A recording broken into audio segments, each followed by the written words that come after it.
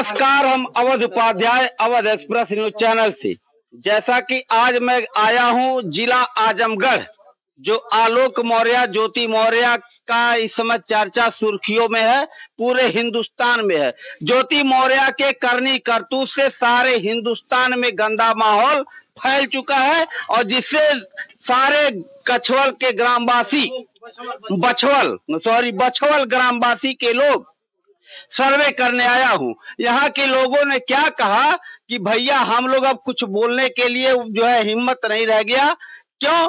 क्योंकि इतना शर्मनाक घटना हुआ कर चुकी है और इतना जानकारी रहते हुए भी अभी वह अपने पद पर स्थायी रूप से रह करके काम कर रही है और बर्खास्त नहीं हुई।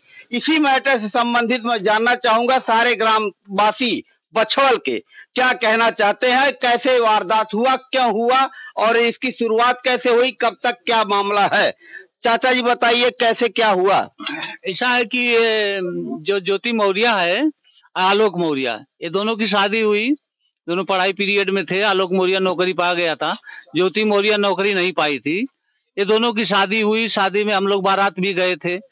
दहेज वहेज का कोई नाम ही नहीं था। 5,000 कितना दहेज दिए थे सर, और बारातियों का बढ़िया से स्वागत भी करने भर के लिए उसके पास संवर नहीं था। अब ये बेचारा शादी करके लाया। लाने के बाद वो कही कि हमको पढ़ाइए। वो ले जा करके इलाहाबाद पढ़ाया उसको और बहुत मेहनत से पढ़ाया। उसके बाप मास्टर थे मिडिल के, वो भी अच्छी पेमेंट पाते थे और ये भी नौकरी से पाता था और दोनों मिल करके उसको बहुत मेहनत और परिश्रम से पढ़ाए। बढ़िया कोचिंग में उसका नाम डलवाए, इलाहाबाद ले जा करके वहाँ रहने का भाड़ा पर मकान लिए और उसको मेहनत से पढ़ाए लिखाए। पढ़ाने लिखाने के बाद फिर इसके बाद वो जो है क्या किए कि उसको रोटी बना के खिलाता था, उसका कपड़ा धोता था, सब काम कर उसको एकदम फ्री छोड़ दिया था। तुम केवल पढ़ो मेहनत से। और मेहनत से पढ़ने के बाद आज जो है वो जो है उसके पीठ पर लात मार के चली गई दूसरी जगह। इस मैटर से चाचा जी सारे हिंदुस्तान के पति दहशत में आ गए। अभी आप शायद सुने होंगे, मीडिया के द्वारा ही आप सुने होंगे कि 136 पतियों ने अपने पत्नियों को इलाहाबाद से बुलवा लिया। 93 पतियों ने अपने पत्नी को ऑनलाइन पढ़ाई रोकवा दिया। कहाँ? खान सर पटना, जिनका मशहूर जो है वो है कोचिंग सेंटर। तो इतना जो आपके हिंदुस्तान में असर पड़ा इस मैटर को लेकर के, इस विचारधारा से कितना क्या कहना चाहते हैं इस पर? यही कहना चाहते हैं कि वो बहुत गलत काम की है और उससे बहुत बुरा असर देश पर पड़ रहा है। हमारे उत्तर प्रदेश में बहुत बुरा असर पड़ रहा है क्योंकि सब लोग दहशत में हो गए हैं कि हम लोग भी अपने बीबी को पढ़ाएंगे तो हो सकता है नौकरी पाने के बाद हम लोग को भी पीठ पर लात मारकर चली जाए दूसरे के साथ। बता रहे हैं बेटी पढ़ाओ बीबी नहीं, ये आपके हिंदुस्तान में नारा चल रहा है। तो ये ऐसा शर्मनाक घटना अगर ना हुआ होता तो शायद ऐसा भावना, ऐसा विचारधारा किसी भी व्यक्ति के अंदर या किसी भी पति के अंदर नहीं आता, जैसा कि लोगों का कहना है। और सर्वे में मैं अब बता रहा हूँ आपको, इस विचारधारा से, इस घिनौना हरकत से, ज्योति मौर्य के ऐसे शर्मनाक करनी करतूत से कितना आहत आपकी जनता, आपके गांव के वासी हैं। बहुत से, सब 100% लोग हमारे गांव के जो है थोड़ा चिंता में पड़े हुए हैं कि ऐसा नहीं होना चाहिए। नहीं होना चाहिए था। अगर हुआ तो बुरा हुआ बहुत ही, क्योंकि मास्टर साहब भी बहुत सज्जन आदमी हैं। उनकी पूरी परिवार सज्जन है और मीट मच्छी मांस ये सब खाने वाले नहीं हैं, मौर्य जात के हैं। तबीयत खराब हो गया उनका। हाँ, मैटर से संबंध चल रही, हाँ, बोल नहीं पा रहे हैं। हो सकता है हार्ट न फेल हो जाए। और इतना परिश्रम किए हैं और इसके बाद उन बेचारे को कहीं बाहर निकलने में शर्म लगती है कि हम क्या मुंह दिखाऊं किसी को। एक समय वो थी कि वो हमारे घर की लक्ष्मी है, उसके नाम से जमीन लिए, सब कुछ किए, अपने फंड का पैसा जो पाए थे और फंड सर्विस जो भी पाए थे, 40-50 लाख जो भी पाए थे, उसके नाम से जमीन लिए। जमीन लेके मकान बनवाए। इसके बाद भी वो कहे कि ये जमीन इसी के नाम से रहेगी क्योंकि हमारे घर की लक्ष्मी है। और लक्ष्मी ने इतना बड़ा धोखा दिया कि पूरे देश में चर्चा हो गई। तो अब फिर ये बताइए, ज्योति मौर्य तलाक इनसे लेना चाहती हैं, तलाक दे मतलब मांग रही हैं आलोक मौर्य जी से। 2 बच्चे भी शायद हैं आलोक मौर्य जी से और ज्योति मौर्य जी के संबंध के, पति पत्नी के रिश्ते से 2 बच्चे हैं।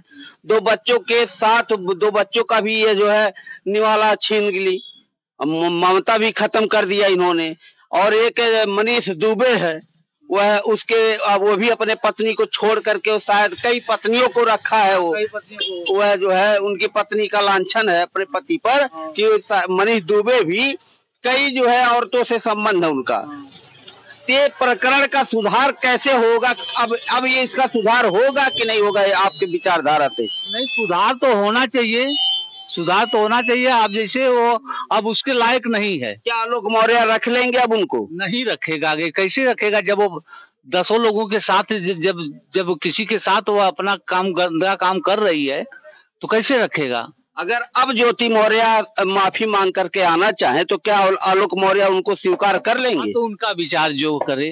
अच्छा, आप लोग के ग्राम सभा के लोग इसको जो है स्वीकार करेंगे अगर वह पत्नी फिर बन करके आती है? स्वीकार करने लायक तो नहीं है, स्वीकार करने लायक तो नहीं है।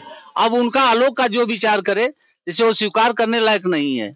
जब वो रंगे हाथ पकड़ी गई तो स्वीकार करने का कोई मतलब नहीं है। कोई अपने स्त्री को अगर इस कर्तव्य में देख ले तो आदमी बर्दाश्त नहीं कर सकता है, या पत्नी भी नहीं बर्दाश्त कर सकती है।